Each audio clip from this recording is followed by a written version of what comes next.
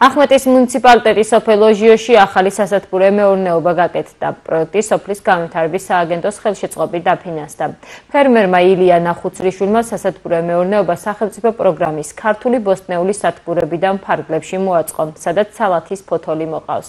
სოფლის განვითარების სააგენტო ფერმერს პროგრამის ფარგლებში აღებული სესხის 50,000 ლარის საპროცენტო განაკვეთს 24 თვის განმავლობაში სრულად უფინანსებს.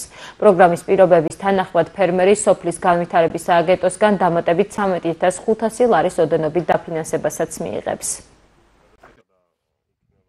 ეს არის ერთ-ერთი პირველი წარმატებული ბენეფიციარი აღნიშნული პროგრამისა, რომელიც ჩვენი ერთ-ერთი ფლაგმანი პროგრამა არის. ეს არის საშუალება იმისი, რომ დასაქმდეს დოვლათის შექმნას, იმპორტის შეამციროს, ქვეყნის ეკონომიკას გამოადგეს, თავის საოჯახო მეურნეობას გამოადგეს, გაიზარდოს, მეწარმე გახდეს, მეძზე იფიქროს.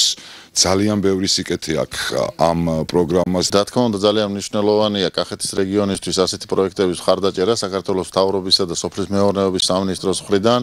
ჩვენ უყურებთ, რომ თანდათან უკვე ასეთ პროექტებს სოფლის მეურნეობა კახეთში ძალიან ესე ვთქვათ, ხარისხობრივ ახალ ეტაპზე გადაყავს. ძირითადად სახელმწიფოს დახმარებით გავაკეთეთ ეს სათბურები, არის 500 კვადრატი და მოყავ სალათის ფოთოლი.